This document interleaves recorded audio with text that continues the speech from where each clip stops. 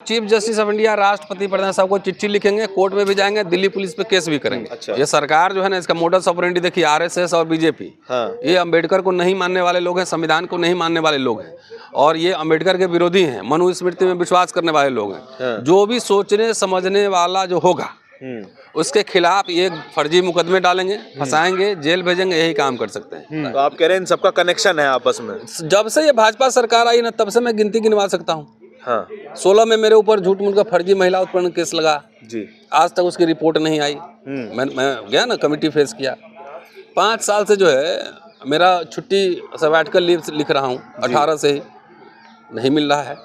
2018 से मैं प्रोफेसर के लिए एलिजिबल हूँ, सबसे पहले अप्लाई किया था, आज तक उस पर कोई कार्रवाई नहीं है, कुछ नहीं होता। जाके देखिए मेरे घर के सामने कूड़ादान खुदवा दिया, ये सब क्या है? ये सब हवा में तो नहीं है कि एक ही साथ 6 साल से ये सब कार्य चल रहा है। और हम विदेश में, हमको जाके डॉक्टर अंबेडकर पे बोलना है तो उस पर भी पेच लगा रहे हैं। नैनो दो भी और ऐसा दो कि वीजा ना मिले। पुलिस कोर्ट में कुछ और कहती है और बाहर कुछ और कहती है।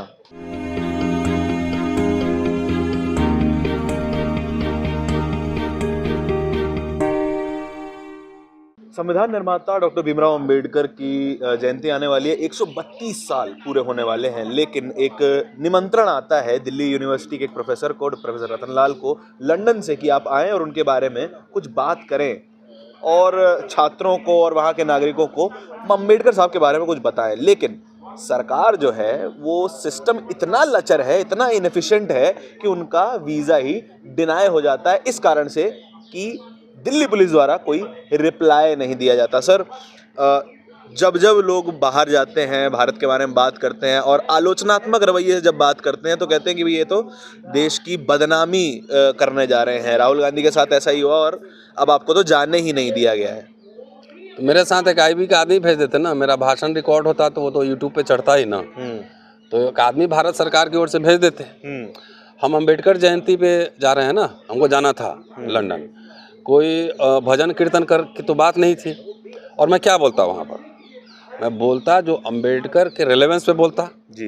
अंबेडकर साहब ने जो राइटिंग स्पीचेज में, जो भारत सरकार ही छापी है, मैंने नहीं छापा, भारत सरकार ने जो छापा है उसी राइटिंग और स्पीचेज में मैंने बात करता ना, उन्हीं के भाषण में कहता, जो 25 नवंबर 1949 का भाषण है जी, उसी भाषण पे मैं चर्चा करता, उसको कॉन्टेक्चुअलाइज करने की कोशिश करता। तो इससे सरकार डर क्यों रही है? ये जो लीला कर रही है ना एक तरीके से, जब कोर्ट ने मुझे परमिशन दे दिया और मुझे ब्रिटिश हाई कमीशन से चिट्ठी आया है कि आपके कोर्ट के परमिशन को वेरीफाई करने के लिए दिल्ली पुलिस को मैंने कई बार प्रयास किया, लेकिन दिल्ली पुलिस ने कोई रिस्पांस नहीं दिया। इसका क्या मतलब है? दिल्ली पुलिस कोर्ट में कहती है कि रतनलाल के केस में जो मेरी गिरफ्तारी हुई थी पिछले साल, वो भी गलत तरीके से हुई थी, बगैर नोटिस दिए हुए गिरफ्तारी हुई थी, मुझे अपना पक्ष रखने का कोई मौका नहीं दिया गया।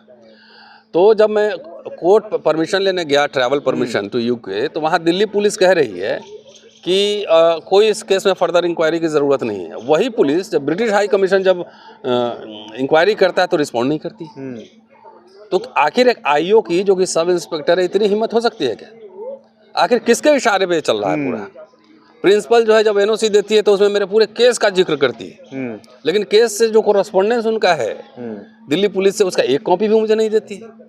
तो जो जिक्र कर रही है तो उसका क्या मतलब है? NOC देने में तो 4 लाइन लिखा जाता है। तो आप कह रहे हैं इन सबका कनेक्शन है आपस में? जब से ये भाजपा सरकार आई ना, तब से मैं गिनती गिनवा सकता हूँ। 16 में मेरे ऊपर झूठ मूठ का फर्जी महिला उत्पीड़न केस लगा जी, आज तक उसकी रिपोर्ट नहीं आई। मैं गया ना, कमेटी फेस किया। 5 साल से जो है मेरा छुट्टी सबैटिकल लीव लिख रहा हूँ, 18 से ही नहीं मिल रहा है। 2018 से मैं प्रोफेसर के लिए एलिजिबल हूँ, सबसे पहले अप्लाई किया था, आज तक उस पर कोई कार्रवाई नहीं है, कुछ नहीं होता। जाके देखिए मेरे घर के सामने कूड़ादान खुदवा दिया, ये सब क्या है? ये सब हवा में तो नहीं है कि एक ही साथ 6 साल से ये सब कार्य चल रहा है। और हम विदेश में, हमको जाके डॉक्टर अंबेडकर पे बोलना है तो उस पर भी पेच लगा रहे हैं। नैनो दो भी और ऐसा दो कि वीजा ना मिले। पुलिस कोर्ट में कुछ और कहती है और बाहर कुछ और कहती है। लेकिन सर, ऐसा क्या डर है कि आपको बाहर नहीं जाने दिया जा रहा है, बाहर के ग्लोबल मंचेस पर नहीं बोलने दिया जा रहा है? क्या डर है ऐसा? ये तो उन्हीं से पूछिए ना, सरकार से पूछिए। सरकार के नुमाइंदे बताएंगे कि मेरे लंदन जाने से वो क्या प्रॉब्लम थी। ग्लोबल वर्ल्ड ने यहाँ बैठे बैठे जो बोल दूंगा, आपको इंटरव्यू दे रहा हूँ तो दुनिया भर में लोग देख लेंगे। तो हमारे रोकने से थोड़ी विचार रुक जाएंगे। विचार तो डिजिटल वर्ल्ड में ट्रैवल करते हैं। घर बैठे बैठे बोलूंगा 5 लाख लोग सुन लेंगे। लेकिन मेरे जाने से सीधा है ना कि एक दलित प्रोफेसर है, उसके करियर को तबाह करो, अच्छा, तबाह करो, इसको छुट्टी नहीं दो, इसको किताब लिखने की छुट्टी मत दो, इसको प्रमोशन मत करो, इसको इस पर केस में फंसाओ, किसी तरह से तबाह करो, ये मंशा है। लेकिन अगर हम जैसे आंतरिक मुद्दों के बारे में ग्लोबल मंचों में बात करते हैं तो फिर बड़े लंबे समय से ये बातें हो रही है, जैसे राहुल गांधी जाके बोलते हैं कि तमाम जितने भी स्टेक होल्डर हैं डेमोक्रेसी के, वो भारत के बारे में क्यों बात नहीं कर रहे हैं।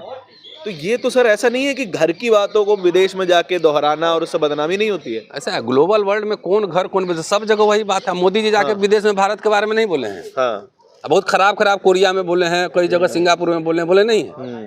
तो वो क्या हुआ भाई, ये ग्लोबल समस्या ना, जब ग्लोबल कंपनी बुलाते हो, चाइना के साथ व्यापार कर रहे हो, हाँ। सबसे व्यापार कर रहे हो, हाँ। तो पैसा सबका ठीक लगता है। अब विचारों का मंथन, विचारों का आना जाना, ये खराब क्यों लग रहा है? तो मोदी जी भी तो विदेश में जाके बोले थे। मैं तो अभी, आपने कैसे एज्यूम कर लिया कि मैं जाके क्या बोलूंगा? मुझे तो अंबेडकर साहब के अपने जयंती के ऊपर, अपने जन्मदिन के ऊपर डॉक्टर अंबेडकर क्या क्या बोलते थे, मुझे तो ये कहना था।